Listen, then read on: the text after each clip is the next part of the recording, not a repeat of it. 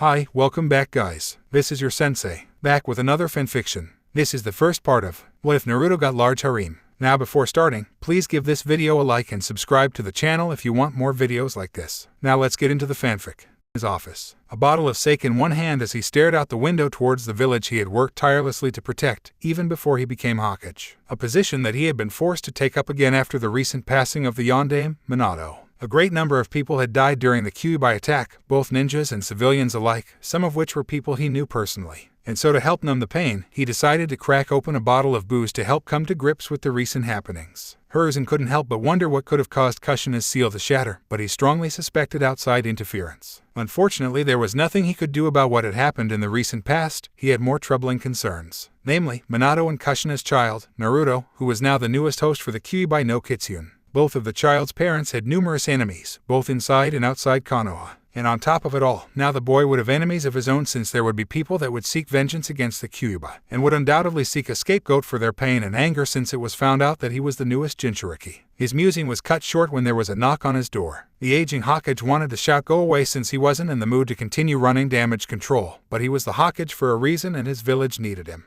So he would continue to do his job and be there for his people. Come in, he half-heartedly called out, prompting the visitor to enter inside, revealing a woman he had never seen in the village before. She wore a rather revealing outfit showing off an almost inappropriate amount of skin, and there seemed to be whimsical aura about her. Greetings Sandaime-sama. My name is Merlin, a pleasure to meet you at long last. Although I wish it were under more pleasant topics. She greeted him in a polite manner. Indeed, though please save the niceties. What brings you here? He asked bluntly, not wishing to beat around the bush since there would soon be others seeking aid or to ask questions he had no answers to. She smirked a little bit and responded straight to business then. Well, I suppose you have precious little time to waste. Very well then, I am here to take custody of Minato and Kushina's child. Her statement causing the Hokage to raise an eyebrow warily. There weren't many people who were aware that those two had actually had a child together since Minato tried to keep his personal relationships a secret. Merlin giggled and flicked her wrist, causing an envelope to appear between her fingers. My apologies for any confusion. This letter of introduction should help clear things up. She spoke and offered the envelope to the Sandaime. He accepted it and found that it was sealed by the Hokage's official stamp.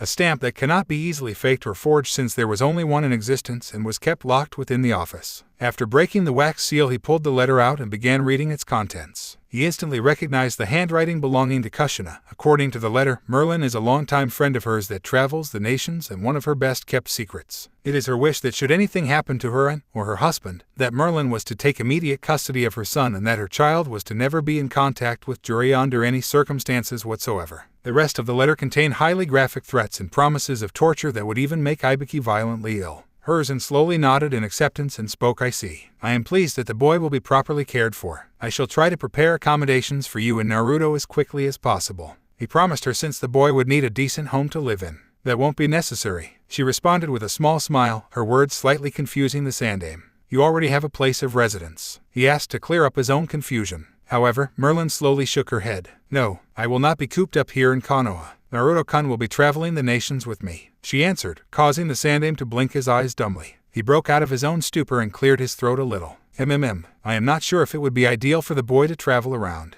Having a home in Konoha would provide a sense of stability for him. He spoke, expressing his personal and professional opinion. Perhaps, but I firmly believe that it will benefit him the most if he were to learn from across the nations and experience what they all have to offer. Perhaps more importantly, he will also be protected from any animosity from your own villagers, she explained as a cup of tea mysteriously materialized in her hand, making the Hokage wonder where it came from. If there's any trouble from the civilians, I can most certainly protect him from harm. The Hokage promised. Anyone who would dare harm an innocent child should be destroyed with the utmost prejudice. Physical harm, maybe so. But then, one doesn't really need to physically harm someone to inflict immense suffering. She countered knowingly, making Hiruzen bite the inside of his cheek thoughtfully since she made an excellent point. Even if he could protect him against any physical threats, there were other factors to consider just as well, most prominently those who would seek to manipulate Naruto for their own personal gain. Very well then, I suppose if Kushina trusted you to look after her son, then I'll respect yours and her wishes. Nevertheless, the gates of Konoha will be open to you both. I have only two stipulations. He spoke in a professional tone. And they are? Merlin asked, although she could make an educated guess as to what they are. Firstly, I want to take a blood sample from Naruto-kun to create a blood clone to serve as a stand-in for village security purposes. Secondly, I request that Naruto-kun return in 15 years' time to graduate from the academy and officially join Konoha's Shinobi Corps. The Hokage spoke, prompting the black-haired woman to nod in agreement. Done and done, Merlin answered with a sly smile, knowing full well that he would make such requests. Not that she really cared since it didn't interfere with her plans. Merlin was genuinely looking forward to raising young Naruto and seeing how he develops in her care. Call it a long-term experiment of hers, and fulfilling a promise she made to a dear friend. Two birds with one stone. If Naruto possessed the keen intellect of his father, and the unmatchable fighting prowess and ferocity of his mother, then there would be no limit to what he could accomplish. And there was no way in hell that she would let anyone diminish his potential. Most especially that Jiraiya character that Kushina had warned her about. Now that is all out of the way, I would very much like to see Naruto-kun, Merlin announced and happily clapped her hands, the Sandaime smiling a little as he set aside the bottle of booze. He would be able to rest much easier at night now that he knew the boy would be cared for. To be honest, he didn't feel comfortable with the idea of leaving Naruto with Jiraiya. Something about the way the Toad-Sannin talked about that whole prophecy business was unsettling, like it had become something of an obsession for Jiraiya. In any case, he would now entrust Naruto's care and tutelage to Merlin and see what would become of it. If nothing else, he was certain that Naruto would be a strong candidate for Hokage in the not-so-distant future if he was like his parents. 15 years later, Hiruzen smiled proudly as he walked down the hall of the academy. It had been 15 years since the Kyuubi attack and the birth of Naruto Uzumaki. Since his reinstatement, Hiruzen tried his best to return Konoha to some form of stability and trying to rebuild its strength from the grievous losses from that fateful night. Fortunately, he had managed to maintain some form of relative peace within the village and with the other nations, though such peace came with its own price. But that was something for later. For 15 years he had seen the blood clone of Naruto Uzumaki grow and develop, the results being less than impressive. As he had originally feared, the people of Konoha would try anything to sabotage the clone's social life by keeping their children away, overcharging him at stores and other things in the hopes of gaining some kind of petty revenge against the Kyuubi, regardless of the fact that a Biju and its host are two separate entities. Not that it actually matters since the clone isn't a real person anyway. The blood clone had also developed an obsession with pranks, ramen, and always seemed to be shouting something like Databeo or Hokage every 5 minutes. Although the clone did show one promising thing.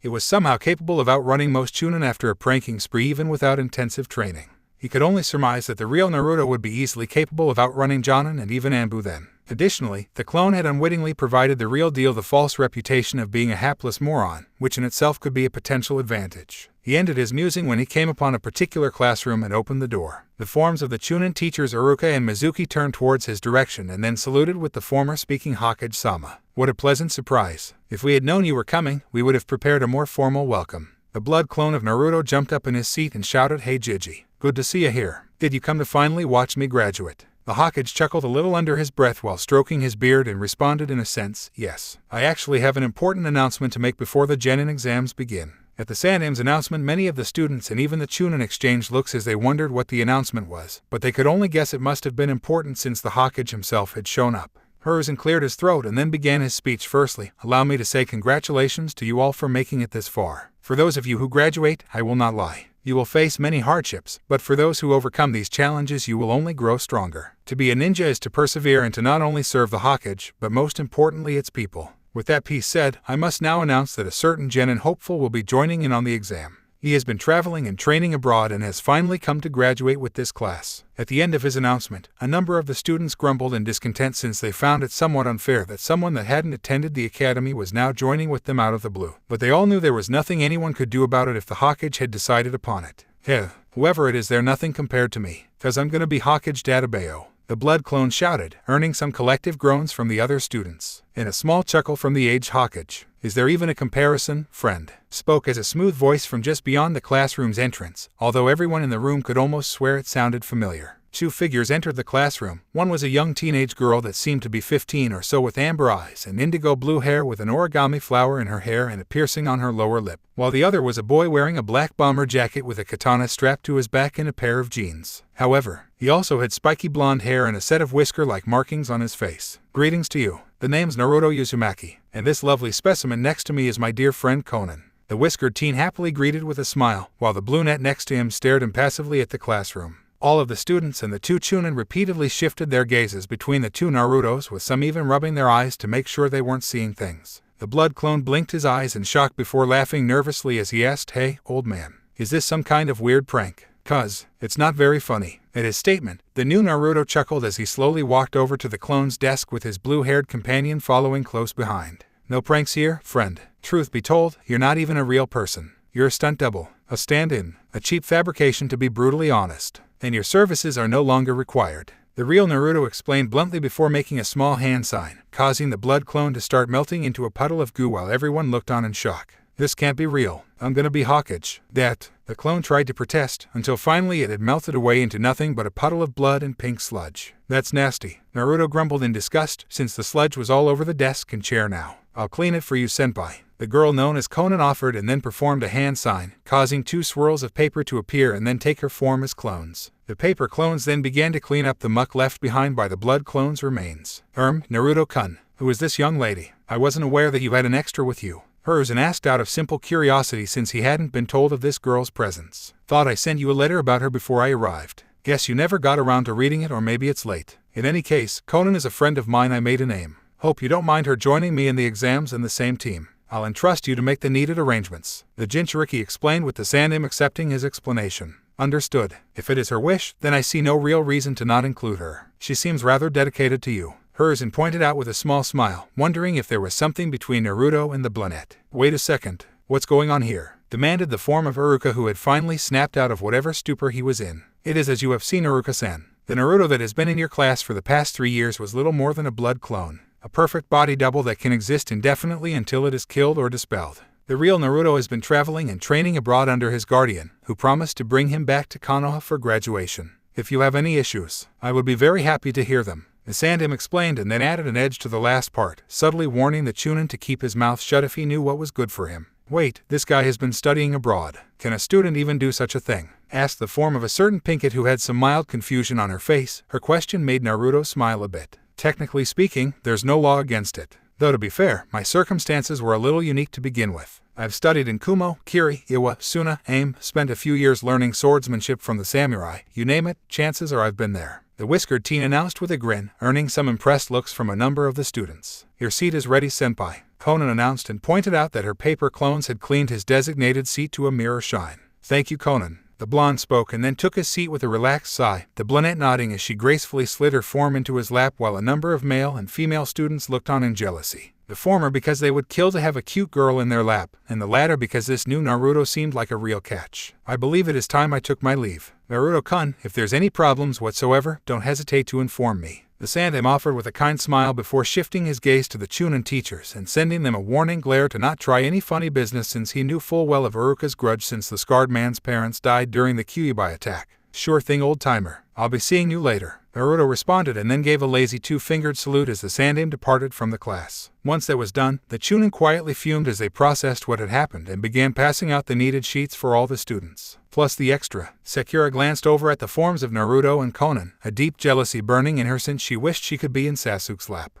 The Jinchuriki took notice of the looks the Pinkett was sending him and asked, if you want, I'm sure I can find room for one more on my lap. His words earned a deep blush from Haruno as she tried to stare down at her desk to avoid looking at the blonde again. It's not like that. I was just thinking about being on Sasuke-kun's lap. Don't say weird things like that, baka. She blurted out to defend herself, and then found a kunai planted between her fingers and a slender hand around her throat. The form of Conan glared harshly at the Pinkett and whispered coldly, don't ever insult senpai. I will punish anyone who speaks badly of him. Conan, behave yourself. She's just a teenager that hasn't quite sorted out the differences between love and infatuation. The Jinchuriki pointed out, making the amber-eyed girl nod in understanding and release the Pinkett from her grip, and yanking her paper kunai from the wood of the desk before resuming a more relaxed posture in the blonde's lap. Sakura swallowed dryly and tried to scooch her seat away to distance herself from the brunette, and by a happy coincidence get closer to her Sasuke-kun. The written exams were finally passed out amongst the students, and they had 10 minutes on the clock to finish the written exam. As the other students began scribbling down on their sheets of paper, Sakura glanced over towards both the newcomers, and found they were making origami figures out of their exam papers. Something like this, Naruto asked as he held up a small dragon and gently pulled on the tail, which made the wings flap. Much better, you're improving immensely, senpai. Conan complimented him as she showed her own figure, which seemed to be a peacock, the brunette gently pushing the head up and down to make the tail feathers fan out and fall back. A number of the other students took notice and were actually pretty impressed by the display. In the background, both Iruka and Mizuki were puzzled by how lax the two were, although the former was fuming about how he had been bamboozled. He had been trying to keep the Kyuubi brat a prisoner in his class, failing him year after year, and now this was happening. 3 whole years of pretending to be big brother to the little brat, wasted. Ooh, you do know that if you play around like that, you're gonna fail, right? Sakura pointed out, not that she was concerned about them failing, but it seemed as if they were in a world of their own. Not true. According to Konoha Academy's grading system, the written exam only makes up 10% of the grade. The requirement for passing the academy exam is at least 60% or higher, Conan stated in a matter-of-fact tone, making the students within earshot felt their hearts sink a little since they made the written exam sound like a total waste of time. After the time expired, the Chunin gathered up the exam papers from the students, including the 2 origami figures much to their chagrin. Afterwards came the ninjutsu portion of the test, which was the single most important aspect of the exam. One by one, each student was called up and asked to perform a set of 3 basic jutsu, and optionally a 4th jutsu for extra credit.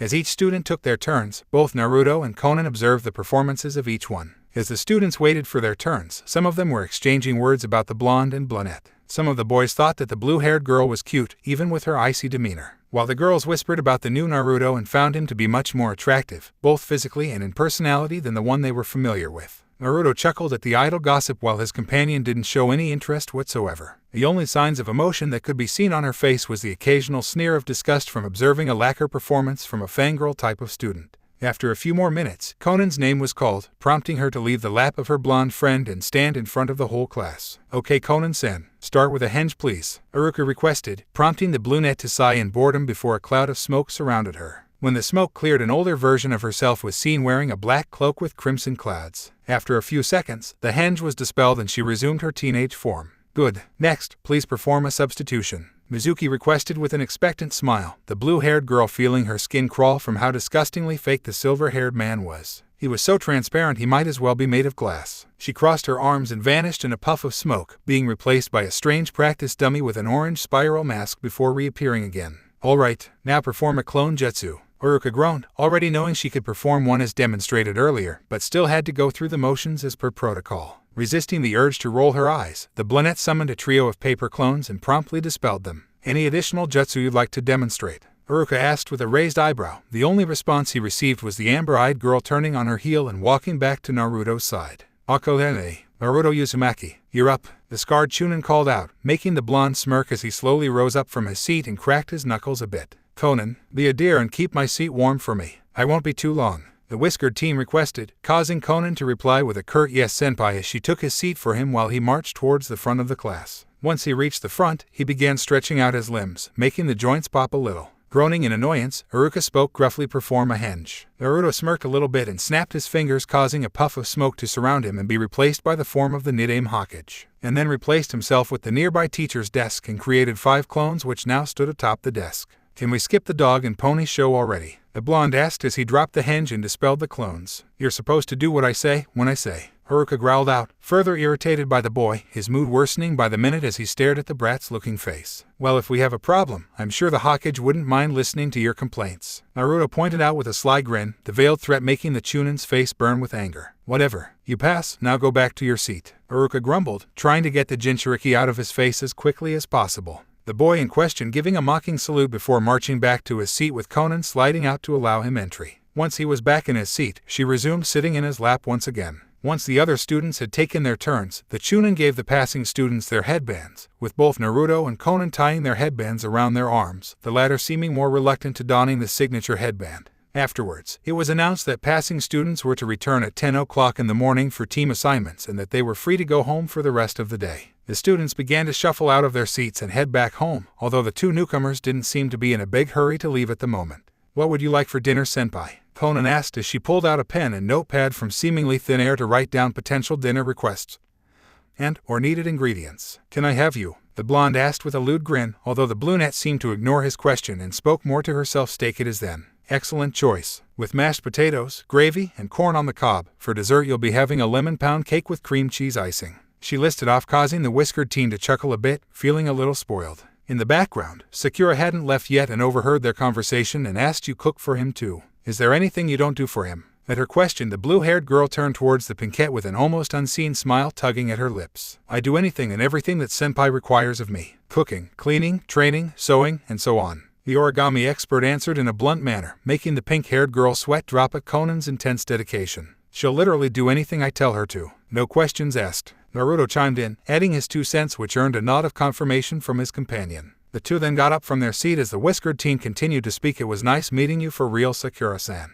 And thank you for not trying to pummel me. If you had tried, Conan would have killed you. And I hate to see harm brought to a member of the Pharisec." The blonde spoke since he received the memories of his blood clone. He certainly wasn't impressed by how dim-witted his doppelganger was, though he suspected that Merlin deliberately sabotaged its development to ensure its incompetence. However, she might have done the job a little too well. If nothing else, at least he had some basic information about a large number of persons of interest and a surprisingly detailed layout of Konoha. Before Sakura could utter any fork of reply, both the blonde and his companion had already vanished out of sight, making her wonder how they had disappeared so quickly. Sighing, she turned towards Sasuke's seat to try and ask him on a date, only to find that he was gone too and that she was now the only one left in the classroom. Groaning in defeat, she decided the best thing to do would be to return home and break the good news of her passing the exam to her parents. Outside, that went better than I anticipated. I half expected those two chunin to try and pull a fast one on me. Naruto spoke with his hands stuffed in his pockets, his blue-haired friend stiffly nodding. If they had tried, they would not have survived my wrath. Konan spoke in an icy voice. Her posture softened a little as she spoke more calmly. Do you know what team we will be assigned with, Naruto-sama? The Jinchuriki sent a warning glare to the brunette as he replied, don't call me Sama here. It's senpai.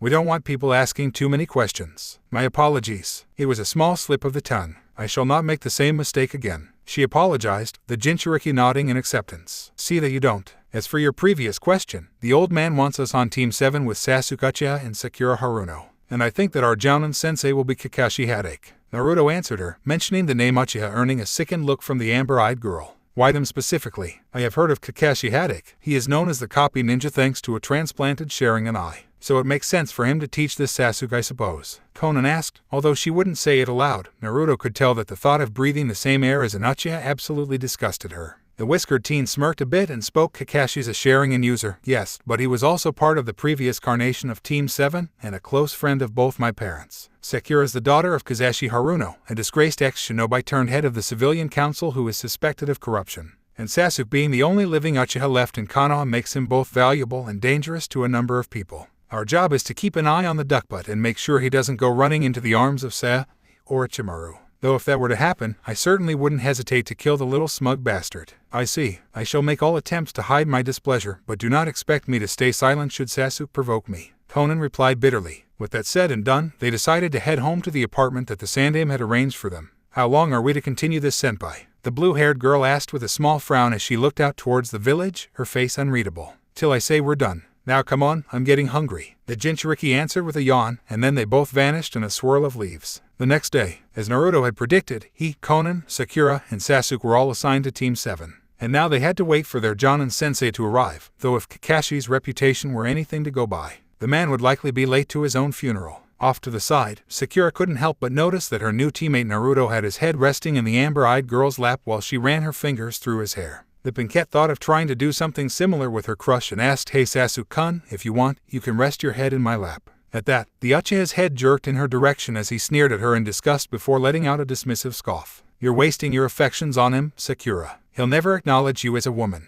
Guys like him don't care about anything except themselves. Naruto pointed out in a blunt manner, earning a hard glare from Haruno. Her first instinct was to leap from her seat and clock him on the head, but a warning look from the blue-haired girl discouraged that idea, so she kept quiet and stayed in her seat. Teenagers, Konan whispered beneath her breath in mild annoyance, a large part of her questioning how Konoha remained the #1 shinobi village if its academy was producing fangirls and other half-baked students seeking to be ninjas. If she had to guess, it seemed that peacetime had made this village rather lax and lazy. In the background, Sakura sighed since she couldn't stand the silence and asked, So, how long have you two known each other? At her question, the Jinchuriki smirked and replied to her in a curt manner, A few years. How did you two meet exactly? The Haruno asked out of curiosity. She remembered that it was mentioned that Konan was from Aim, but the only thing she knew about that village was the constant rainfall which earned it its name. Well, I spent about a year or so in Aim when I met Konan. I saved her life by discouraging her from making a series of self-destructive choices, and she's been almost attached to me at the hip ever since. Naruto explained with a grin, with the brunette nodding her head in confirmation that it was indeed true. Before they could continue their conversation, the classroom door opened, revealing a silver-haired man wearing a mask, a small orange book in his hand that he was reading from. The man snapped his book shut and spoke, Well now, nice to meet you all. Would you please meet me on the roof? The scenery is much better up there. The masked man said with a chuckle and then vanished in a swirl of leaves, with both Naruto and Konan following suit. A few minutes later, Sasuke and Sakura had made it to the roof and found the blonde once again resting his head in the paper user's lap while the silver-haired man was reading from his book. Ah, great. We're all here now. That's good. Please make yourselves comfortable. The Jounin spoke as he made an eye smile and snapped his book shut. The Uchiha grunted as he sat on the ground with Sakura a short distance away. Well, now that we're gathered, how about we start with introductions? You're Kakashi, right? Since you're the Jonin sensei, how about you start us off? Naruto suggested as he pointed at the masked man. The Cyclops smirked beneath his mask in amusement. He had been surprised that he would be taking on 4 students. Although he was pleased that both the son of his late sensei and the Uchiha were under his tutelage, he was less excited at the prospect of having Kizashi Haruno's daughter aboard, who was also a fangirl. It would be hard to break her of that mindset. However, the other girl was something of a mystery to him, so he would have to size her up as he went along. But for a first impression, she seemed to be the quiet type. I guess that's fair. I'm Kakashi Haddock. I have a number of likes and dislikes. As for hobbies, I have lots of them. And my dreams for the future, I haven't really thought about that. The masked Jonin spoke, introducing himself, causing both Sakura and Sasuke to sweat drop since he had only given them his name. Very well then, I shall proceed next. I am called Conan. My likes are origami, Naruto-senpai, and cooking. My dislikes are bullies, people who kill only for pleasure, and Uchihas. My hobbies are creating origami, cooking, and serving senpai. My goal for the future is to kill a man that hides his face behind a mask. The amber-eyed girl spoke the last part in an icy tone that put the others on edge, excluding Naruto. In the background, Kakashi seemed to be paling beneath his mask. Not you, Kakashi-san, she clarified, making the Jonin sigh in relief. From the chilly nature of her voice, he could only guess she was the kind of person you didn't want to make an enemy of. Hoping to move things along, Naruto piped in, guess I'll go next. The name's Naruto Uzumaki. My likes are my godmother Merlin, Conan, my friends, ramen, Conan's cooking, traveling, meeting new people, fighting, and learning new jutsu. My dislikes are liars and cheats, people who don't appreciate what they have, and people that take shortcuts to accomplish their goals. My hobbies are training, searching for and fighting worthy opponents, and helping my godmother's research. I have 2 goals. One I share with Conan in hunting down a man wearing a spiral mask and killing him in the most brutal and inhumane method possible, and the other, well, that's a secret for now. The other members wondered why they hated this masked man so much, though no one could bring themselves to ask about it. Sasuke scoffed since he decided to get his turn over and done with and began to speak. I am Sasuke Uchiha. I don't like that many things, except for power and jutsu techniques. I can't even begin to list off my many dislikes. My hobby is to train and grow stronger. My goal for the future is to kill a certain man. Stop trying to act all mysterious, Sasuke. Everyone knows you want to kill your big brother Itachi. Naruto pointed out with a scoff, the mentioning of Itachi causing Sasuke's cheeks to burn a dark crimson in anger. Sensing the hostility in the air, Sakura blurted out, my name is Sakura Haruno. And my likes are Sasuke Conan. She was interrupted when Sasuke rose to his feet and stomped over towards the blonde, the self-proclaimed Avenger's hands stuffed in his pockets as he glared down at the blonde boy.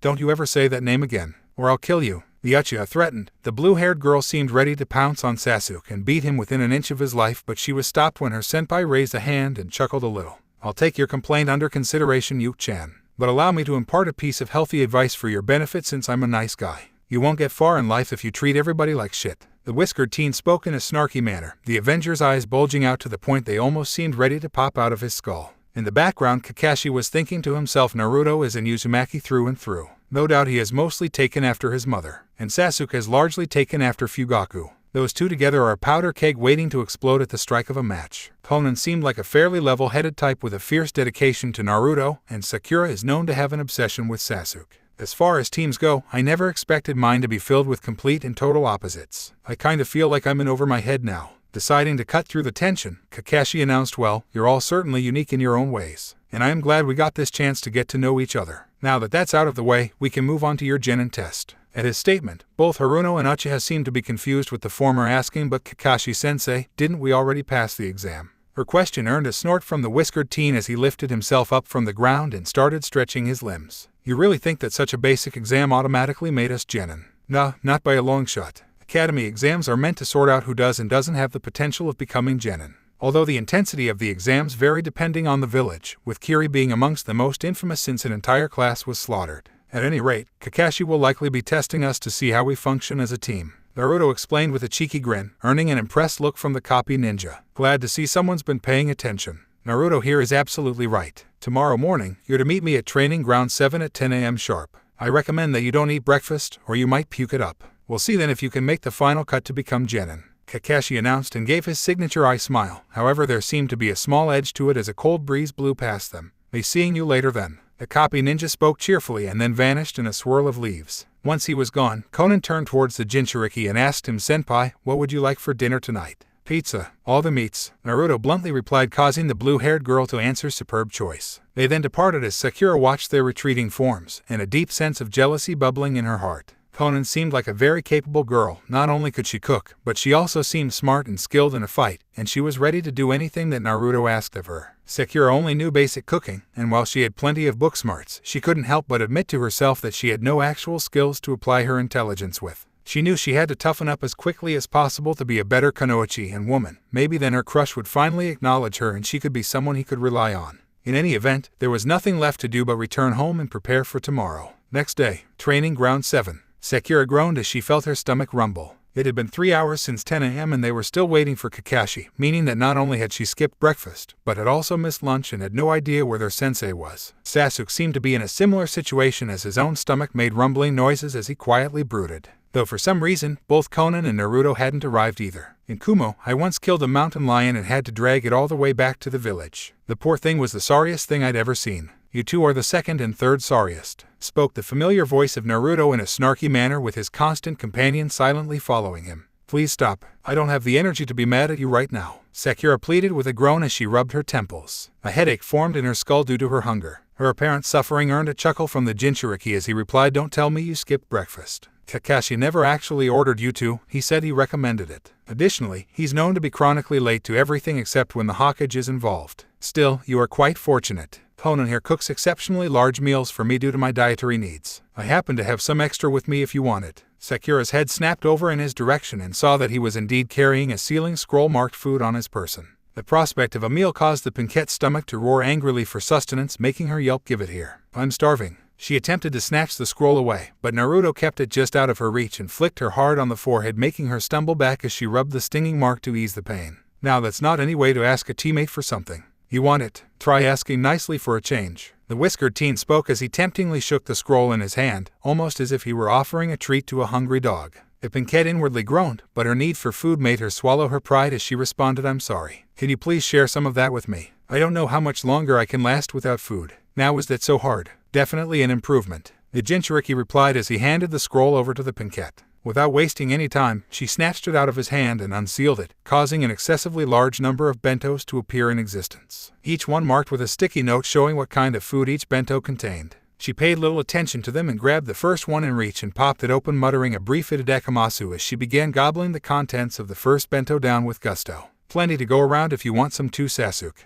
You just have to ask nicely," Naruto spoke as he pointed towards the pile of bentos. The Uchiha scoffed and turned his back to them, his stomach still rumbling, though the blonde suspected that the duck-butt's pride as an Uchiha wouldn't let him sink to begging for food. Not that the Uzumaki genuinely cared for the well-being of the Avenger, but at least it couldn't be said he didn't at least make the attempt at being a good teammate. After a few minutes had passed, Sakura patted her belly in contentment with several empty containers surrounding her. "That was the most delicious food I have ever eaten. Konan-san, you would make a killing if you became a professional chef," Sakura praised with a beaming smile, proving that perhaps the easiest way to someone's heart is through their stomach. "I appreciate the praise. However, I could never leave Senpai's side. Not for anything. My skills and talents are only reserved for 2 people in this world, and Senpai is one of them," the paper user explained, though now she seemed significantly less hostile to the Pinkette, likely because she had been ordered to behave herself. I kinda wish I had something similar to whatever you and Naruto have," Sakura openly admitted, earning a sympathetic look from the AIM girl. "You'll find the right person. It's just a matter of patience, taking initiative when needed, and always striving to not only maintain but improve yourself for the one you wish to forever hold in your heart."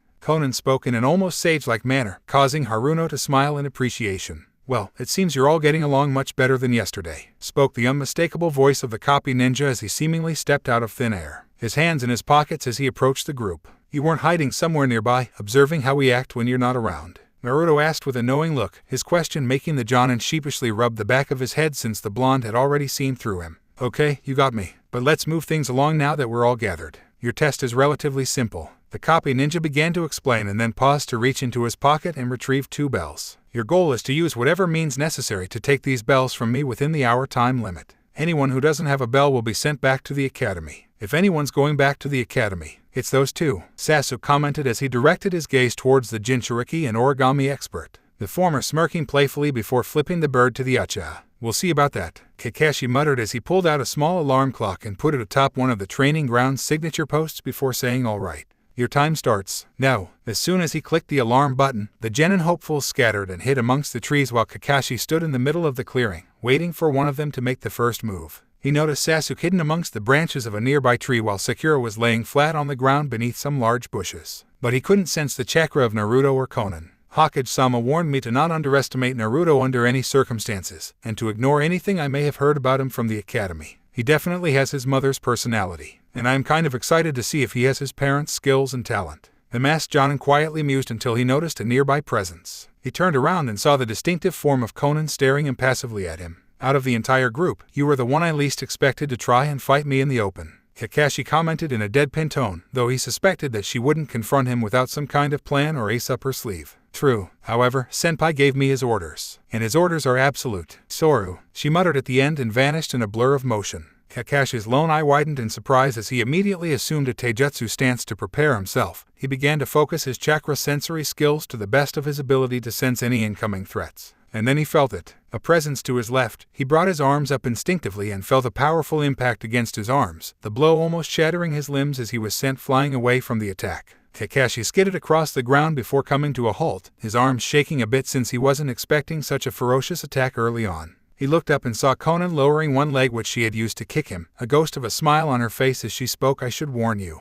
To underestimate me or Senpai shall result in death. Kakashi felt a pit form in his stomach. He had encountered numerous ninjas in his career, of all different ranks and villages of origin. Some are more competent than others, but most often it was the ones who could freely boast of their skills and back up their word that were the most dangerous. He also noticed that her eyes were vastly different than most genin he knew. They didn't have that shin of optimism and naivete like all academy genin usually possess. This girl had seen things and it had definitely hardened her heart and steeled her resolve. Understood. I guess I'll have to get a bit more serious then. Though I'm curious, where's your precious senpai? The masked Jonin asked with a knowing smirk beneath his mask since he could take an educated guess where the boy was at this moment. Doing what needs to be done. The brunette answered in an even tone before her form started to unravel, revealing that she was nothing more than a paper clone that was meant to distract him. So, she was just stalling me. Not bad at all. Too bad for them, I still have the home field advantage. The copy ninja spoke, only to pause as the paper from the clone started spinning in the air and then flew in his general direction before landing on the ground around him. Jonin gulped when he noticed that these weren't ordinary pieces of paper, but paper bombs that had now turned the area into a minefield. One wrong step and he could be blown to pieces. Okay, this might complicate things a little. Meanwhile, with Sakura, the form of Sakura could be seen running through the woods, her eyes darting back and forth as she sought out her crush. She had to find him and do what she could to support him to gain his acknowledgement. She wanted to prove that she could be useful to her Sasuke-kun like how Konan was useful to Naruto. She saw movement to her left and looked in that direction to see if it was Sasuke, but she failed to take notice of an obstacle in her way and slammed into it full force, causing her to fall on her rear end. Here's a small piece of advice. Always be mindful of where you're going when running at full speed, and try not to get distracted. Even something as simple as tripping over a rock or tree root has been the end of many ninja. Spoke the form of Naruto, the object of which she had slammed into. Naruto, how'd you find me so fast? Sakura asked out of curiosity. The whiskered teen smirked and extended a hand towards her, offering to help her up. Blushing a little, she took his hand and felt how strong yet tender his grip was as he helped her back to her feet. I smelled the musk of your perfume and tracked it. Rose oil. A pretty expensive brand too. Plus your pink hair is exceptionally distinctive. Word of advice. It's often recommended that a Konoha's hair be kept short. Makes it harder to grab or tangled up in something if it's kept short. The blonde spoke and then winked at her, causing her blush to deepen a bit. Sure. I'll keep that in mind. Is there something you want? She asked, wondering why the blonde would seek her out. A large part of her hoped he wasn't going to ask her out now of all times, though he seemingly had almost nothing in common with that obnoxiously loud clone that served as his stand-in. So she doubted that was the case. Got a little riddle for you. What's the standard shinobi team dynamics? The whiskered teen asked with another wink as he leaned against a nearby tree with his hands in the pockets of his bomber jacket. Sakura looked at him as though he'd grown a second head. She wondered if he was being serious since that was one of the most basic lessons taught in the academy. But the way he was looking at her suggested he knew the answer, but still wanted to hear her say it. So she decided to humor him and replied the standard team dynamics for a shinobi squad is 1 Jonin sensei and 3 students. The only exceptions are apprenticeships, with 1 Jonin and 1 personal student, or if 1 or more team members are killed or go missing in action. Very good. Standard textbook answer. However, in this instance, there's 4 of us, and we are trying to gain 2 bells. Why is that? The whiskered teen asked as he flicked his wrist and made a kunai appear out of thin air and began to balance it on the tip of his finger. Because the 2 who don't get bells go back to the academy. What the hell is your point? She demanded impatiently, no longer wishing to beat around the bush since he was wasting her time at this point. Naruto clicked his tongue and spoke in a semi-mocking voice. Awa, you were doing so well. Think about it like this, standard team. 3 students. There's 4 of us and 2 bells. Come on, just connect the dots. Even do it. At his words, the pinkette cocked an eyebrow and then something clicked in her mind as she came to a realization. Wait a second. Only 2 bells. If Kakashi was aiming for the standard 3-student set, he'd have offered a 3rd bell. He only has 2. He wants us to fight amongst ourselves for them. At her realization, the blonde snapped his fingers and pointed towards her with a "you got it" expression and said, "Now you're finally catching on. So then, what's the point? How are we supposed to pass then?" she asked in confusion, earning a sigh from the whiskered teen as he twirled his kunai between his fingers. "And you missed again. But since we're on the clock, I won't drag this out any longer. The point of this whole test is to see if we can work together as a team to get the bells. The bells by themselves aren't really the point. Kakashi's testing us to see how well we can work together. He's probably been sizing us up since the first minute he met us. So, here's the deal. You can join up with me and we can start working together towards success. Or, you can go it alone and see how far you can get." Naruto spoke, giving the pinkette an ultimatum. Not that she had any real choice to begin with. "Okay, I'll work with you. For the team's sake," Sakura responded, knowing it was her only chance to stay on the team and stay with her Sasuke-kun. "Good choice. Now, you're going to do what I say, when I say. No half-assing, no beaching, no highway option."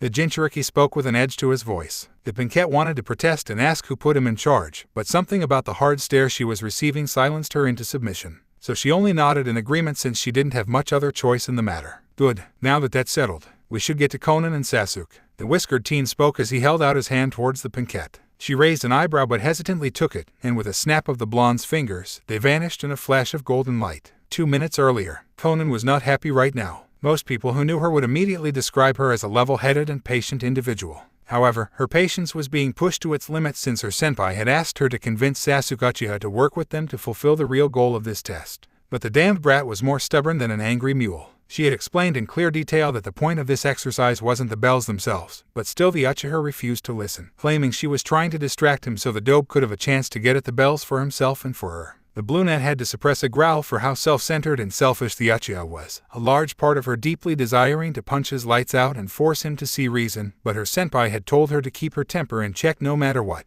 For once, she was actually concerned she wouldn't be able to follow Naruto's orders. She then remembered that Sasuke was very well known to be obsessed with his mission for revenge. She mentally kicked herself for not using that against him sooner. She had to suppress any emotion of disdain for the Uchiha and spoke Sasuke Uchiha. "Do you know what will happen if you fail this test because of your selfish stubbornness?" she asked him, earning a scoff from the duck-butt-haired boy. "An Uchiha never fails. If you would stop distracting me, I would have gotten a bell already." He spoke in an arrogant voice, glaring at the paper user as though he wanted to set her ablaze with his eyes. "No, you wouldn't have. So let me ask you this instead. Are you willing to risk your chance at revenge because of your own pride? If you do not cooperate with senpai, you will be set back an entire year at the academy. Itachi Uchiha will be able to continue walking free and training in powerful techniques, whereas you will be trapped in school again, unable to learn more advanced jutsu to overcome your brother. So I'll ask again, are you willing to risk your revenge?" she asked at the end. Her words seemed to finally break through to the Uchiha as he gained a thoughtful expression. Sasuke hated working with others. Other people would always slow him down and he had no time to waste. Although, statistically speaking, on the slight chance he did fail, he would be at the academy for a whole year, which was too much time for his liking.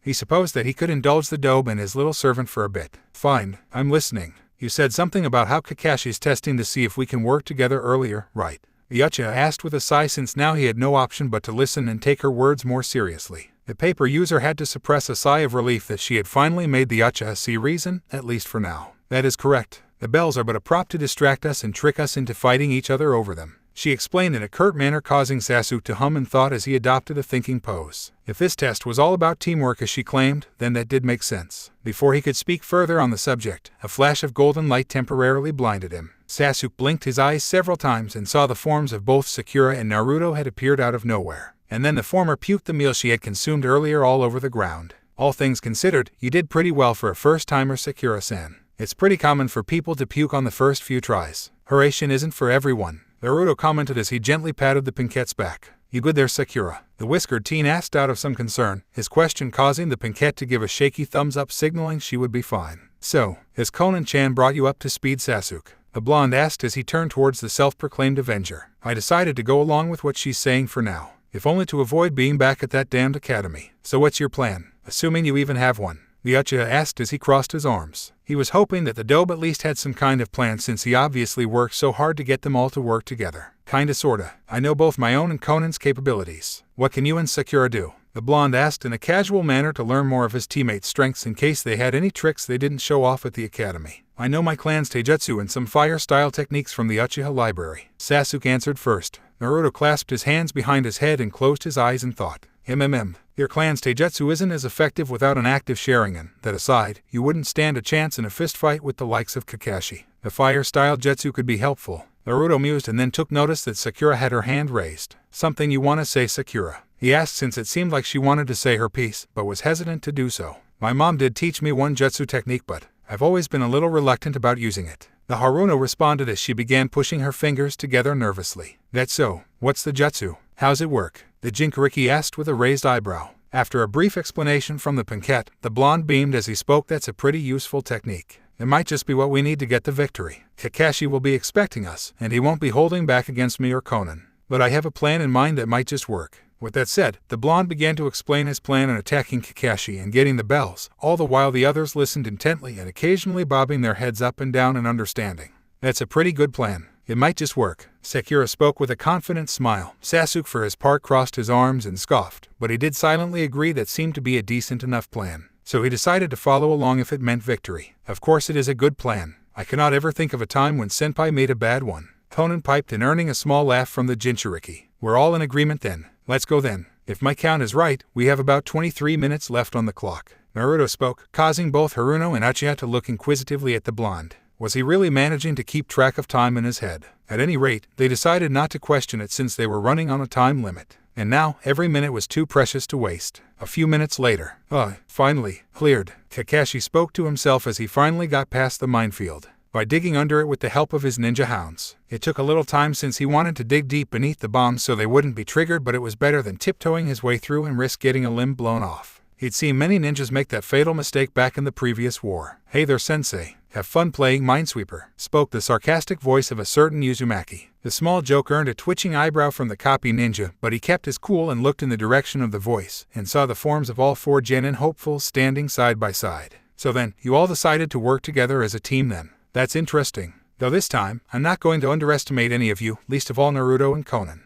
I had heard you two had trained abroad, now I see that you have some real battle experience. I won't be holding back this time. The silver-haired Jonin spoke as he lifted up his headband, revealing his infamous Sharingan eye. He was now prepared for anything the students would throw at him. Sasuke grit his teeth a bit. He had heard from earlier, thanks to the dobe, that Kakashi had a Sharingan eye. How he had gotten it the Uchiha wanted to know since the man wasn't from his clan, but that was to be saved for later. Don't worry, even with his Sharingan in play, it still puts a strain on him. And we know how to counter it. Sasuke, you're up first. Naruto spoke and shoved the self-proclaimed Avenger forward. The Uchiha growled in annoyance as he went through a series of hand signs and shouted fire style, fire jutsu. He exhaled a large torrent of flames from his mouth and swept the flames over the ground, causing the grass to catch fire and putting a wall of flames between the genin hopefuls and the Jonin. Kakashi squinted his eyes as the smoke grew thicker and more difficult to see through, making him realize they were trying to limit his line of sight, and thus decrease the effectiveness of his Sharingan. He began performing hand signs to prepare a water jutsu to snuff out the flames and strike back, but was stunned when he saw the form of Sakura leap over the flames with her hands at her forehead. Take this. Solar flare, she shouted, and a bright flash of light occurred, forcing the copy ninja to slam his eyes shut. He furiously rubbed his eyes to clear his vision, and when he opened them all he could make out were fuzzy shapes. A blue blur was in front of him, forcing him to leap back reflexively to keep his distance from what could only be Conan. It's too late, Kakashi-san. We have already won, spoke the voice of the brunette, followed by a jingling sound. The Sharingan user blinked his eyes a few more times to clear his vision, and found the paper user holding up the bells. Excellent work, team. My plan worked flawlessly, Naruto praised with a broad grin that threatened to split his cheeks. We did all the work, Dobe. You didn't have to do anything, Sasuke said in a matter-of-fact tone, causing the whiskered teen to shrug his shoulders. In the name of fairness, I'll give you that one. But I was fully prepared to step in, just in case things went awry. Fortunately, that wasn't needed. The blonde spoke in a casual tone and held out his hand as Conan approached and placed the bells in his open palm. Well played. You got me good with that one. So then, who keeps the bells? Kakashi asked as he lowered his headband to cover his Sharingan eye once again. He had to admit, he was impressed that they were able to bamboozle him like that. And from the sounds of it, that Naruto was the one who came up with that little strategy. The masked ninja was surprised when the whiskered teen simply tossed the bells back to him, prompting the copy ninja to snatch the bells out of the air. Kakashi opened his palm and stared at the two bells with his visible eye. A mixture of awe and surprise was visible as he looked towards the genin hopefuls. So that's your answer, is it? Kakashi asked as he got the silent message. He now had to pass them all, or fail them all. They had left their fate in his hands now. In response to his question, the 4 students nodded in unison. I guess I have no choice then. In light of your performance, you all pass. Congratulations. You are all now officially genin and members of Squad 7. Kakashi announced with a hint of pride in his voice. His words earned a smirk from Naruto, a grateful nod from Konan, a sigh of relief from Sakura, and a small scoff from Sasuke. Starting tomorrow, we will begin meeting here, either for training or to gather together so we can start on missions. Any questions? The copy ninja asked at the end, but received no response from his new students. Alright then, we'll meet back here at 11 a.m. Be seeing you later. At that, the Jonin vanished in a swirl of leaves, leaving the new genin to their own devices. Ugh, finally, I just want to go home, Sakura muttered tiredly as she slumped forward a bit, feeling as though she had just struggled her way through a very long day. Off to the side, Naruto grinned as he gently patted her shoulder and spoke, way to go with that technique, Sakura. That's a pretty impressive jutsu, so why were you hesitant to use it? The Pinkette pushed her fingers together and replied, well, I've always been self-conscious about my forehead, so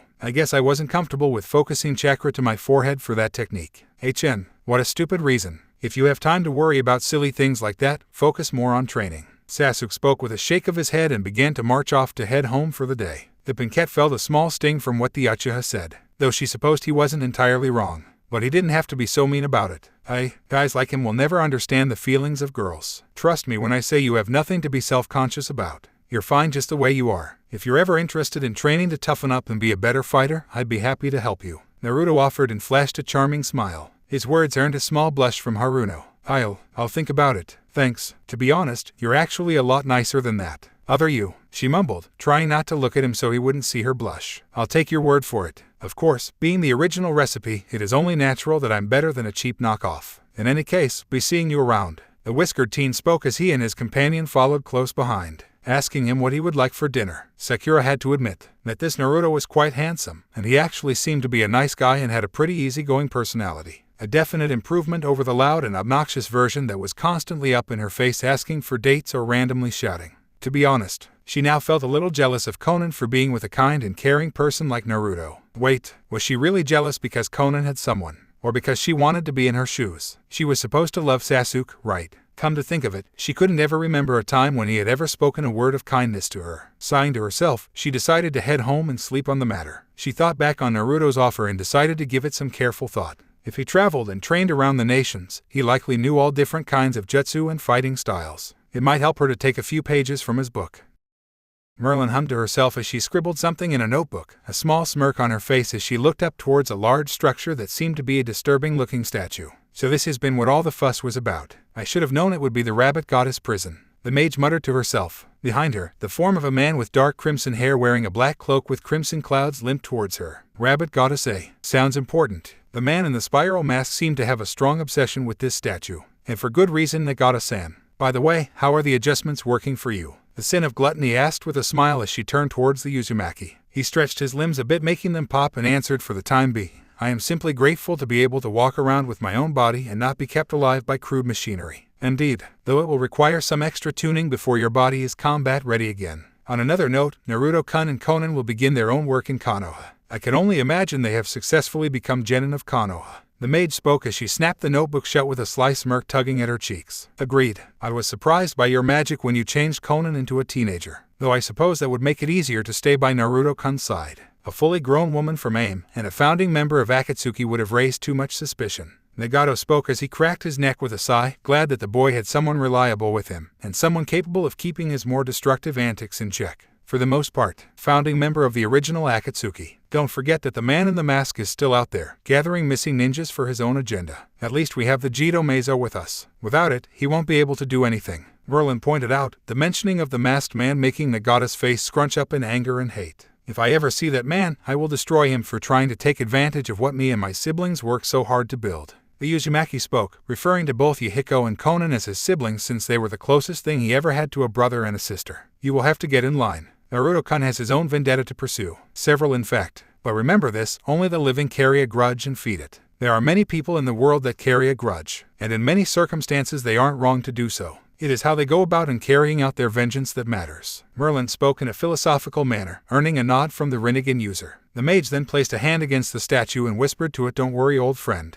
Everything will be all right. On the field of training ground 7, the newly formed Team 7 were now gathered, currently awaiting the arrival of their sensei Kakashi. Konan was sitting on the ground with her back against one of the training ground's signature posts while Naruto had his head resting in the brunette's lap as she soothingly did his head. In the background, Sasuke was quietly brooding while occasionally glancing over at the pair and at the same time, attempting to ignore Sakura's presence, most especially whenever she asked him for a date. From what he had witnessed, the paper user seemed rather strong, but she was completely subservient to Naruto. The blonde in question had yet to actually display any of his skills, but if he spent his life traveling around the nations, it was likely that he had learned some powerful jutsu. And there was also something about that sword the Dobe had with him too. The Uchiha couldn't put his finger on it, but he could definitely tell there was a powerful aura surrounding the katana. "Hey Dobe, where did you get that katana?" Sasuke asked out of curiosity, hoping that he could get a weapon just like it since he had an interest in learning how to wield a sword in the future. Anything to help get an edge over Itachi. Naruto smirked and replied back in the bluntest of terms, "I inherited it from my birth mother who gave it to my godmother for safekeeping before her retirement from being a kunoichi. Its name is Emma, sharing the same name as the Monkey King."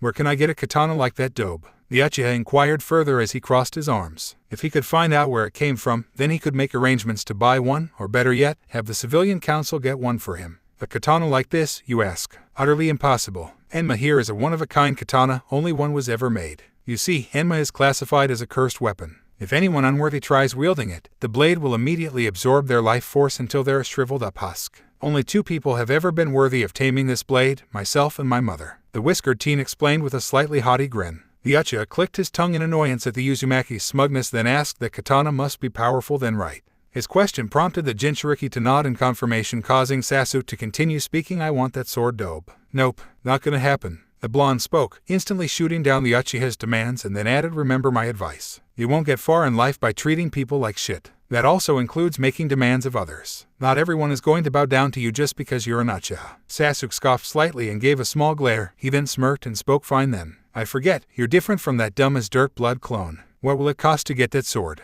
Once he had finished speaking, he saw that the blonde had a thin smile on his face, which slowly began to stretch across his face until his cheeks seemed ready to split apart. Naruto got up from the ground and stretched out his limbs, with Konan also getting up as she began to pat him down and remove any dirt and grime from his clothes. As the Jinchuriki spoke, "There's nothing in this world I'd trade Enma for. Not money, not jutsu. Nothing. It was a gift left behind by my sainted mother, and thus it is a treasure to me. But since I'm such a nice guy, I'll make you a deal. If you are capable of wielding Enma, I'll let you borrow her until you kill Itachi. But ask yourself, do you really think you can handle her?" Once the Jinchuriki finished speaking, he unhooked the katana from his back and presented it to the Uchiha with a smile, clearly laced with malevolent intentions. "Don't do it, Sasuke-kun. It's not worth it," Sakura piped in, since she had listened to the whole conversation, fearing that if Sasuke took it that he would possibly perish. The self-proclaimed Avenger swallowed a lump in his throat, a large part of him wishing to reach out and try to take it, but his survival instincts were telling him not to. He wasn't sure why, but he could almost swear he felt hunger emanating off the katana. Sensing the Uchiha's hesitation, Naruto spoke as he replaced the katana to his back. "No.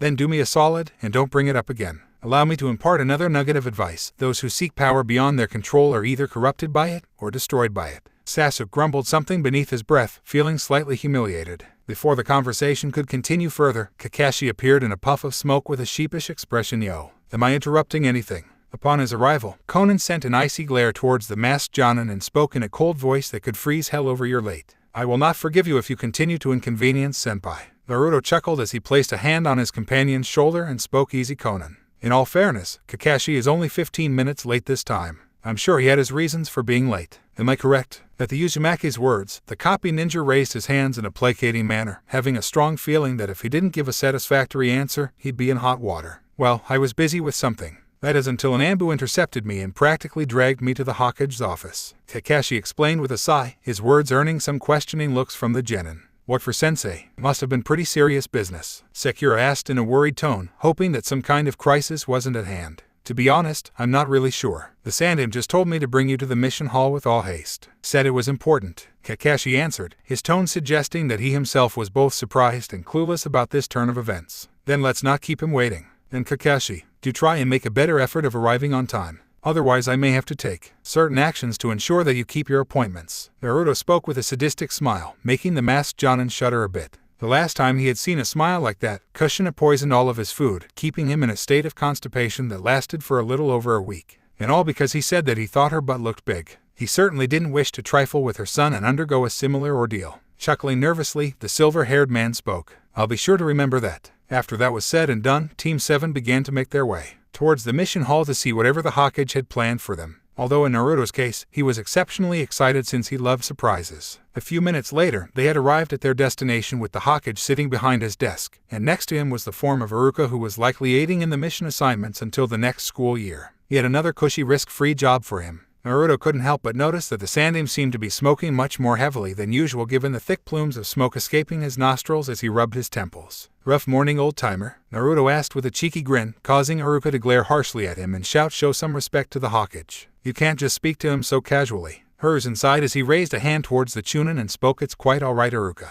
I don't mind." The scarred Chunin grimaced, wondering why the boy was given so much leeway. Why was that damned Kyuubi brat not only allowed to have a clone impersonate him in school, but he was also allowed to study abroad in foreign nations? It made no damn sense to him. Ignoring the Chunin, the Sandaime straightened himself in his seat and addressed the team. "Thank you all for coming here so quickly. Most recently, an envoy from Kumo arrived, hoping to promote peace between our village and theirs." At this news, most of Team 7's jaws dropped, excluding Naruto and Konan. Even Iruka was surprised since this was the first he had heard of this. Sakura quickly shook off her stupor and spoke up, "Likely story. They probably want to try and kidnap someone with a bloodline. They might be after Sasuke." At this, Kakashi rubbed his chin a bit since he remembered the Hyuga incident as being quite the scandal. Surely they wouldn't try the same trick twice. At any rate, Sakura did bring up a good point. Sasuke being the only Uchiha living in Konoha made him exceptionally valuable to a number of people, especially people who have a strong interest in bloodline abilities such as Orochimaru, for example. "So what does this have to do with us, Hokage-sama?" Kakashi asked, since this seemed a little out of his team's depth. Not to mention politics wasn't his strong suit either. Was the Hokage planning on putting Sasuke under protective custody or something?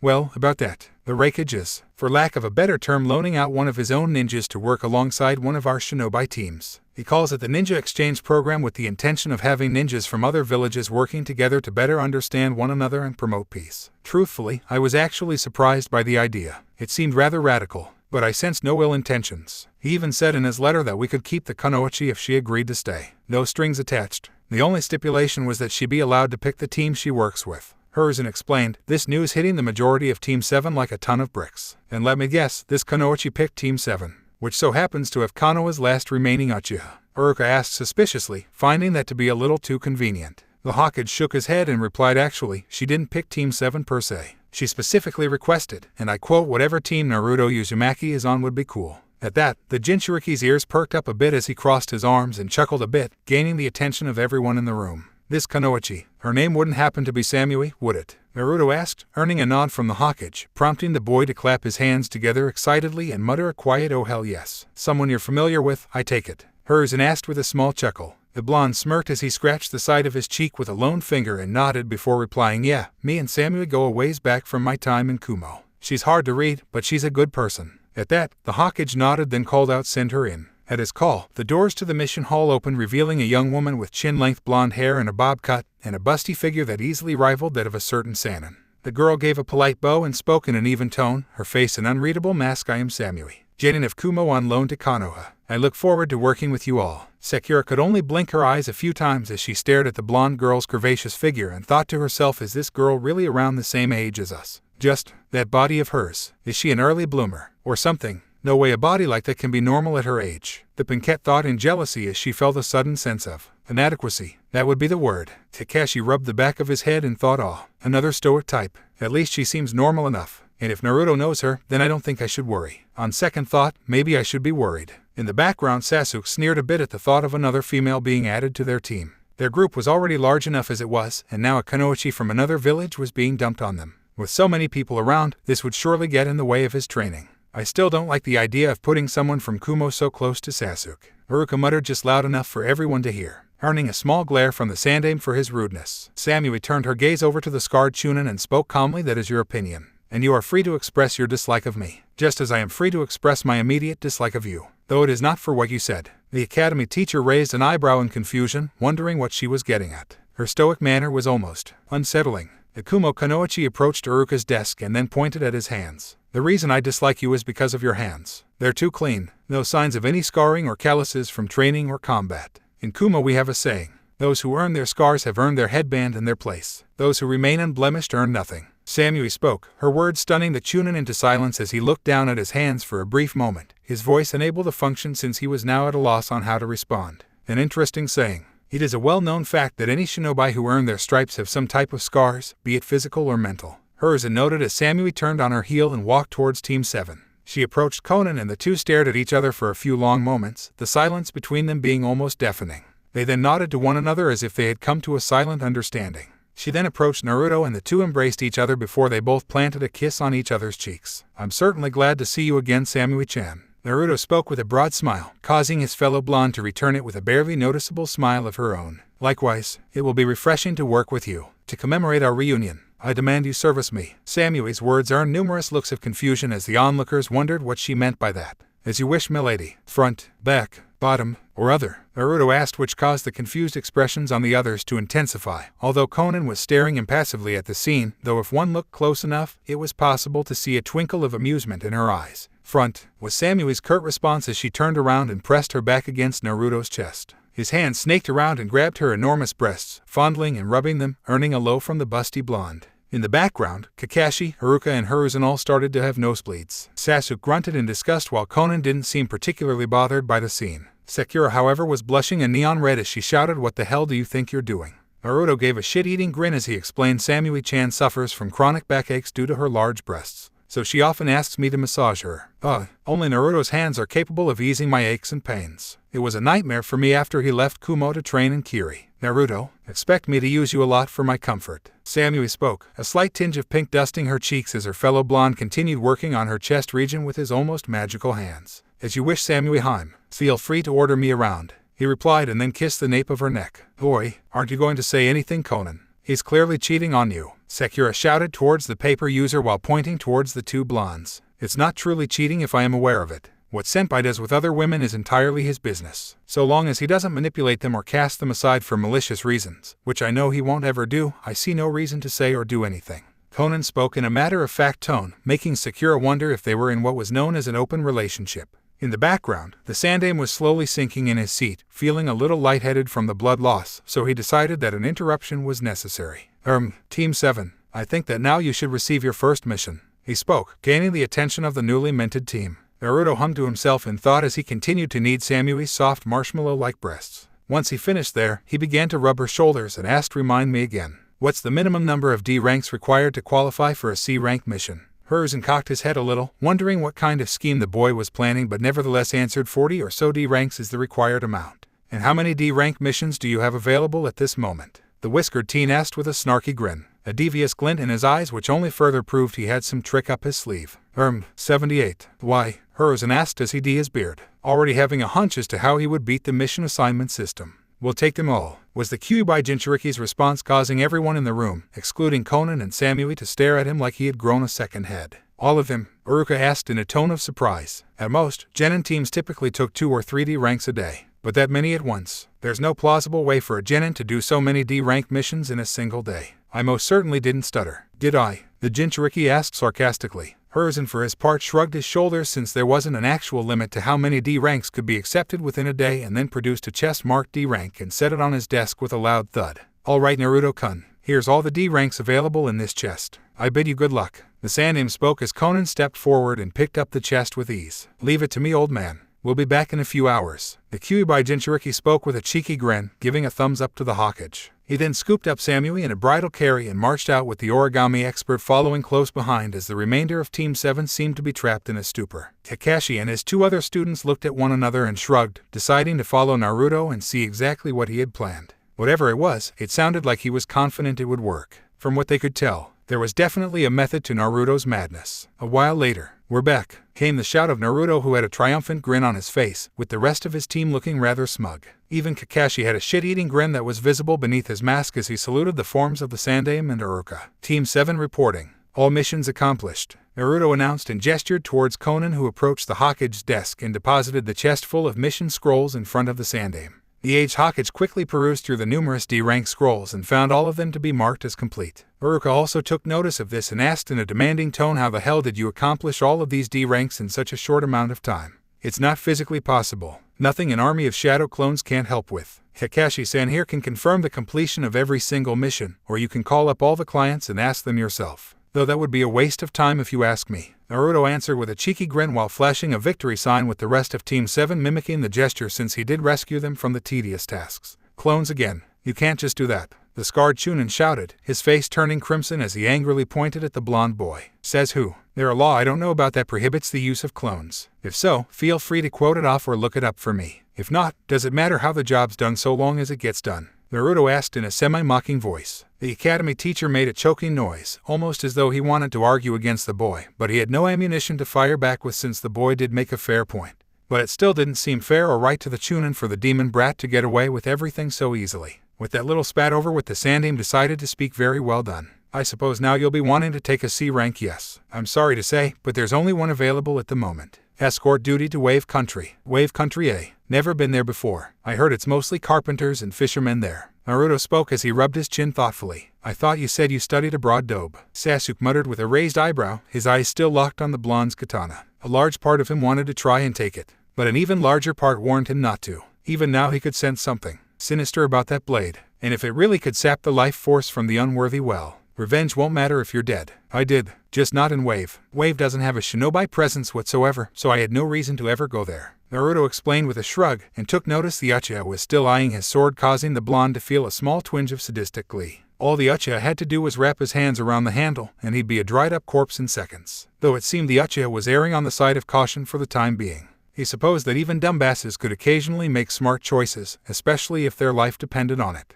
At any rate, we'll take the mission. I think it'll be a good chance for everyone to get better acquainted, especially with our newest addition, Samui-san. Kakashi spoke with a small-eye smile. During the time they spent watching Naruto's clones hustle about, Samui largely kept to herself or stayed near the real Naruto at almost all times, or had some of his clones on hand whenever he needed to leave her side for but a few minutes. He tried to be as welcoming as possible and tried asking some basic questions, but she mostly answered with a yes or no response. It seemed she was a very quiet and reserved kind of person. Or maybe she didn't feel ready to open up yet. Additionally, Kakashi wanted to be sure she wasn't any kind of threat whatsoever. But on the other hand, Naruto seemed to wholeheartedly trust her, and if he was anything like his mother, there was no possible way he'd befriend a bad person. After all, it was a well-known fact that anyone who betrayed Kushina were hunted down, tortured until they were kissing her feet and sucking her toes while pleading for the release of death, only for her to cruelly abandon them and leaving them in an almost constant state of pain until they took their own lives. Yes, Kushina was that merciless. Hopefully Naruto didn't pick up all of his mother's brutality. Very well then. Here is your client, Tazuna. The Hokage spoke and then clapped his hands twice, prompting the doors to open, revealing an aging man escorted by some Chunin into the room.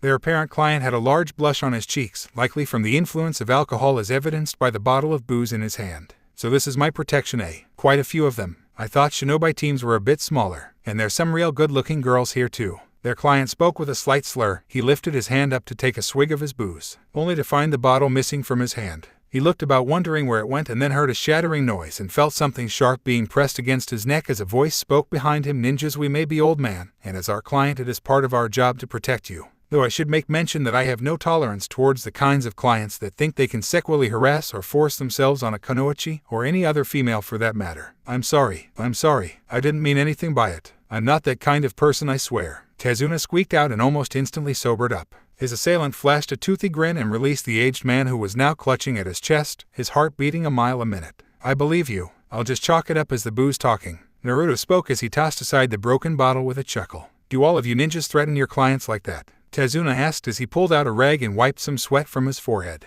He actually could have sworn he felt a few years of his life slip away just now. That's not an advised course of action. Though he does make a good point. Lately there's been a rise in clientele who have been trying to either hire Konoichis only for sex as though they were prostitutes or harass them while on mission. Though for future reference, please don't go making that a habit, Naruto-kun. Hiruzen spoke as he took a drag from his pipe. The Jinchuriki shrugged his shoulders and answered, sorry old man. Just wanted to get my point across, and I refuse to make half-assed promises. At any rate, I'm Tazuna, a master bridge builder. I'll be counting on you to keep me safe until my bridge is finished. Their client spoke then gave a polite bow. Mostly because he didn't want to piss the blonde boy off again, or any of them for that matter. Marvelous. Team, let's meet in front of the village gates in an hour. Don't be late. That goes triple for you, Kakashi. Conan, I shall entrust the packing and securing of provisions to you. The Jinchuriki spoke, the brunette giving a small bow and quickly departed to carry out her task. Both Sakura and Sasuke wondered who put Naruto in charge, but had no real reason to complain, so they decided to go home and pack up as well, followed quickly by Kakashi as he buried his nose into his favorite book. Naruto, I demand another massage, a more thorough one this time. Samui spoke in a flat tone, making her fellow blonde sigh as he rubbed the back of his head.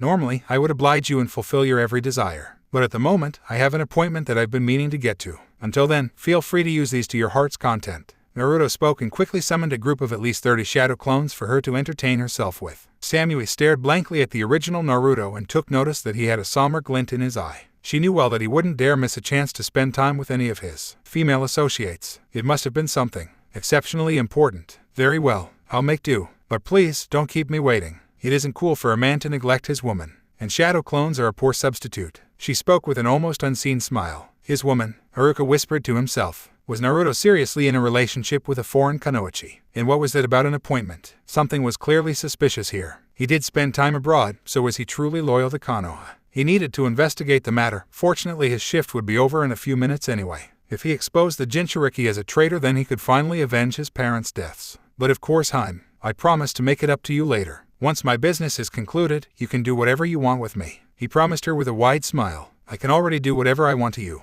I'll need to be more creative in the future. Samui spoke with a small bit of allure to her voice as she departed with the shadow clones, some of them asking how they could service her. Afterwards, Naruto himself finally left as well. Well now, Naruto certainly has interesting tastes in companions. Hers, and muttered to himself with a small chuckle. Each and every woman was unique in their own ways, with varying personalities and quirks. He couldn't help but wonder if Naruto had a strong liking towards stoic types, or were his tastes more varied and complex. As the Sandaime contemplated officially instating the Uzumakis as an official clan of Konoha when perhaps the last living heir turned Chunin, he failed to pay attention to Iruka slipping away. Later, Yamanaka Flower Shop. Ino hummed a small tune to herself as she placed a pot of flowers in its designated spot. The shop was empty for the moment, but that was subject to change at a moment's notice. Though while it was quiet, it gave her a bit to gather her thoughts. She still had difficulty believing that the Naruto she knew in the academy was actually a blood clone. Then again, that whole "I'm gonna become Hokage and ramen's the food of the gods and believe it" was so annoyingly over the top it shouldn't have come off as a surprise that it was a clone. When she saw the real Naruto appear, she had to admit, he was rather cute. But he also had that strange blue-haired girl. Was she his girlfriend or something? Her musing was quickly broken when she heard the familiar chime of the entrance's bell. She quickly turned to greet the customer, but her voice caught in her throat upon seeing the form of Naruto himself. This was certainly a first, since she could never remember him ever coming to visit. Not even his clone ever came. "Hello, Ino-san. I'd like to make a purchase." He spoke as he approached her with his hands in his pockets. She quickly snapped out of her stupor and spoke, certainly. What kind of flowers are you looking for?" "Roses," the whiskered teen quickly requested as he approached the nearby counter and patiently waited as Ino prepared a bouquet of roses. Deciding to try and dig a little juicy gossip from him, she asked, "Roses, huh? For a special someone? A woman, perhaps?" Naruto smiled a bit sadly and replied, "The most special kind of woman, who never got the chance to be in my life." At that, Ino stiffened up, feeling like she had just stepped on a landmine.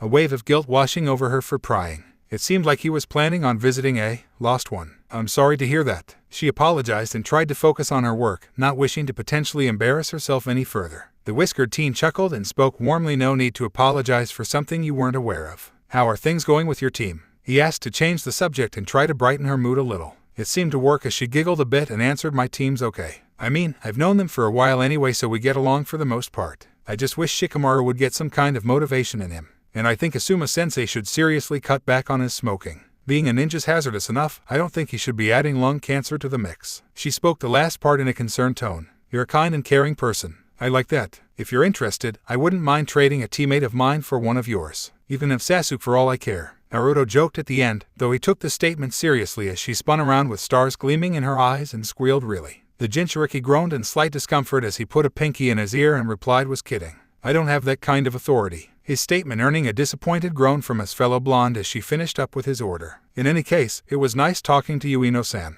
I hope we get to work together sometime in the future. If you're ever interested, I would love to take you out to dinner." He spoke with a charming smile followed by a two-fingered salute. The blonde girl stared at him for a few moments. Was he seriously hitting on her? "Hey, are you some kind of two-timer? Aren't you together with that blue-haired girl?" Conan," she blurted out at the end, since it took her a moment to remember the girl's name. At her accusation, Naruto laughed heartily as he placed a wad of bills on the counter. "Never said it was that kind of dinner. You came to that conclusion yourself, naughty girl. If you're that concerned about it, Conan can come along, though I gotta warn you, she's not much of a conversationalist." The whiskered teen spoke as he accepted the roses from Ino and gave a sly wink. She felt her face heat up and turn a deep red. Earlier she felt a stepped on a landmine feeling. Now she felt like it had exploded under her for her blunder. As Naruto left with his roses, Ino took notice of the large wad of bills on the counter. "Wait a sec. This is way too much." She tried to call out to him, only to receive a "keep the change." from the whiskered teen as he exited the shop. She was left in a stunned silence as she looked down at all that money. Did the roses really matter that much to him? This new Naruto seemed like a good person. He was also charming and generous. She actually couldn't help but feel jealous of Conan for having such a great boyfriend. If only Sasuke was like that. But he wasn't. She knew that. No matter how much she lies to herself, Sasuke has never once looked at anyone, boy or girl, with interest. He was so hung up on his not-so-secret vendetta against Itachi that he saw nothing except what he could use. Naruto, the real Naruto, was different. If the chance should come, maybe she'd try and have that dinner with him. Not that she wanted to steal him or anything, but it would be nice to have someone to talk to. Maybe, more if it were possible. Naruto did mention something about inviting that Conan girl. Was it an open kind of relationship or something? As Ino quietly mused to herself, she didn't take notice that Iruka had been observing everything from the corner of the shop window. And now he was off following the Jinchuriki to his next destination. A bit later, Konoha graveyard. Let's see, should be around here somewhere. Naruto whispered quietly to himself as he scanned the various graves until he found the one he was looking for. Marked Kushina Uzumaki. He smiled as he lowered himself to his knees and placed the roses near his mother's grave and spoke, "Hey Mom. Merlin told me where to find your grave. I guess this is the first time I've ever visited. Sorry for keeping you waiting." Merlin was in as a great godmother. She took great care of me, taught me how to fight, and I traveled and studied across the nations and got to meet lots of great people. Merlin also told me that you would have wanted me to make a lot of grandchildren. Somehow, I get the feeling that's not going to be a problem in the distant future. But before I ever settle down, there is some unfinished business I need to deal with. We actually have a lead on the man in the mask. He goes by the name of Tobai nowadays. As soon as he rears his ugly head, I'll personally send him to hell for everything he's done. This Tobai isn't just responsible for what he did to us, but also for a number of other tragedies that he must answer for. I'll be sure to come by again later and give you another status update. Be seeing you. Who knows, maybe there will come a chance we can finally meet in person. In this life or the next. Bye. After saying his goodbyes, the blonde turned on his heel and asked, "So how long are you going to follow me around for, Iruka?" At his question, the Chunin in question stepped into view with a visible scowl, his eyes darting back and forth between the Jinchuriki and the grave of perhaps the most infamous Kunoichi in history. "I never would have expected you to be related to that woman, but then again, one bad seed can only create another." The Chunin spoke with a sneer. The blonde rolled his eyes and retorted, "I share the same surname as my mother." I'm amazed that most everyone in Konoha hadn't figured it out. But then maybe it's easier to shut one's eyes to the truth than it is to face the unforgiving reality. Not that it really matters to me. Pray tell, what on Kami's good earth did I ever do to make you despise me so much? It doesn't take a genius to see that you were deliberately holding me back, or more accurately my clone, in school. What great sin did I ever commit that would set you on the path to sabotaging the life of an innocent child? The blonde asked, his question making the Chunin's eyes almost bulge out of his head while his nostrils flared as he took long and deep breaths. Innocent? Is that some kind of a joke? You're the reason why my parents are dead, Iruka shouted, pointing an accusatory finger at the boy. The Jinchuriki slowly blinked his eyes and gave a dry and humorless chuckle. You honestly believe that, don't you? It is a tragedy to lose one's family, and most often that loss can lead to certain degrees of trauma. That trauma can manifest in a myriad of ways, but hatred is a common one. Naturally, one must have something to hate, so they direct it towards the one they believe to be the guilty party. And that same hate turns into a grudge or a vendetta. If you wish to hate someone or something, then let it be the truly guilty party. A man known as Tobai who also claims the name of Madara. Naruto spoke as he clasped his hands behind his back with a forced smile. The Chunin scoffed and spoke in a disgruntled tone, "Bullshit. Madara died at the Valley of the End. You're just passing the blame on to someone else. Supposedly died. I don't remember the body ever being brought back or confirmed to be destroyed in any known records. Allow me to impart a piece of advice unto you. You've a right to be angry about your parents' death. But if you don't mature and focus that anger towards something more positive, I only see further misery in your future. Goodbye, Iruka, dead last Chunin." The blonde spoke with a small laugh as he marched off towards the village gates. The Chunin felt bile and bitterness in his mouth as he glared at the grave of Kushina. He never knew her personally, but he was fully aware of her ferocious reputation. If Naruto was anything like her, it could only spell disaster. But still, he didn't have any ammo to use against the brat. The only advantage he had before was that he was an academy teacher. That gave him almost absolute authority on his class and students. But now that the demon brat was recognized as a ninja, he had nothing he could use against him. On top of that, he had the Hokage in his corner, so any complaints he could raise would be shot down almost instantly. Though he did know someone that was against the boy, and that someone was also incidentally a longtime enemy of Kushina. He had to have connected the dots already to so actively persecute Naruto, or at least attempted to. Damned blood clone. He would need to pay him a visit and consult him on how to handle things. If Naruto's influence became too strong, there would be severe consequences. Elsewhere, village gates. "You're late," shouted the form of Sakura as she pointed angrily at Naruto's form, who had a small look of shame as he scratched his cheek. although he was only late by about 3 minutes. My apologies. I was finishing up with my appointment, but then a stubborn blind man crossed my path. The blonde spoke, his response earning some odd looks from some of his team members. Oh, is that all? So you stopped to help him? You're a pretty good person. Sakura spoke, her previous anger and annoyance instantly washing away, though her statement earned a small laugh from the Jinchuriki as he whispered to himself, not always. In the background, Kakashi snapped his book shut and spoke, all right everyone, now that we're all here, we should be getting underway. The sooner we leave, the sooner we can arrive at our destination.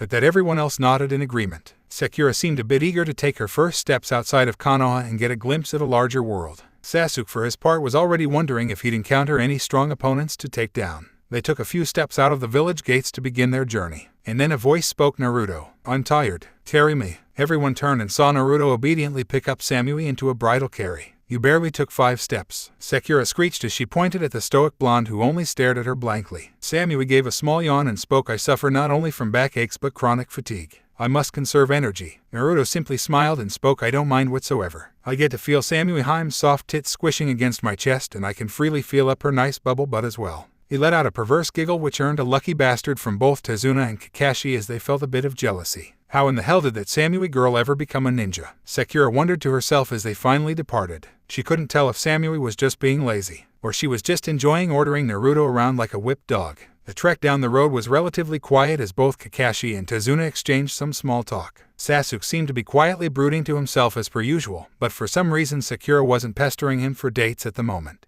Her eyes were locked on the unusual trio that were part of her team. Samui and Konan seemed to be having some type of silent conversation as they either shook their heads or nodded to one another, while Naruto seemed to simply enjoy their company. Every so often, Konan would ask Naruto if he wanted water or a snack, which he'd politely decline, or Samui would whisper something in his ear and cause her fellow blonde to give a cheeky grin and say something like, anything for my precious Haim. Hey Naruto, I've been wondering, why do you let Samui boss you around like that? The Pinkette asked out of curiosity since that had been on her mind for a while now. The whiskered teen simply answered, it's a somewhat embarrassing story, but let's just say a frisky cat crossed my path. His answer only seemed to confuse the Haruno even more as she frowned. As they continued on the road, Naruto caught the sight of a puddle on the side of the road. In spite of the fact it hadn't rained today and there was no visible water source in sight either that could have made it. He chuckled a bit and blinked his eyes a few times towards Konan, using Morse code to signal her. She got the message and gave a quick nod. After a few more steps, a pair of shadowy figures leapt from the Genjutsu camouflage and rushed towards the group. Konan formed a trio of lances made of paper and sent one flying forward, aiming for the chain linking the two assailants together. It successfully hit its mark and pinned the bladed chain to the ground, causing the two to lose their footing as they were jerked back by the chain.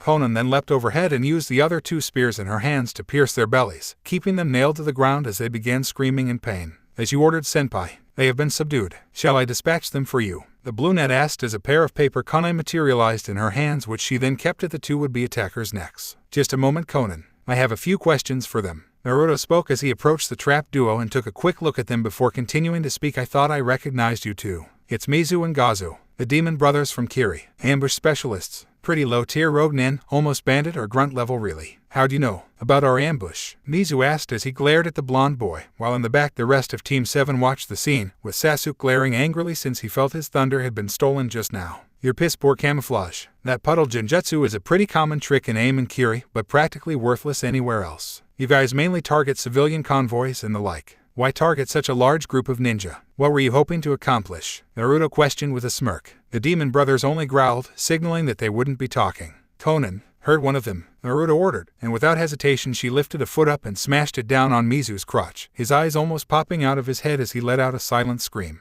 What are you crazy? Gazu yelled as he tried to swipe his claws at the brunette, however she was out of his reach. Well my friend, you can either tell me what I want to know, or I can ask my associate to start cutting pieces off your brother. The Jinchuriki replied casually, making his prisoners start to sweat nervously. They glanced at the origami expert and saw that she was prepared to start hacking off their limbs, and Kami knew what else. Okay, fine. Gato hired us to kill the old man. He doesn't want him to finish his Kami-forsaken bridge. Now let us go, you bastard. Gazu shouted, his insult towards the blonde earning a quiet snarl from Konan as she waited for Naruto's instructions. I never agreed or formed any bargain. So I think not. Konan, kill them, take their heads. They have a surprisingly generous bounty from Iwa, and save one of those gauntlets for me. I kinda like them. The Jinchuriki spoke, and not a moment later there was the sound of a blade cutting through flesh followed by a splash of blood as the Jinchuriki approached the client with a questioning stare. Tazuna felt himself shrink under the collective gazes of the various ninjas. It's not cool to keep secrets from those meant to protect you. You have a lot of explaining to do, client-san. Samui spoke in an icy tone.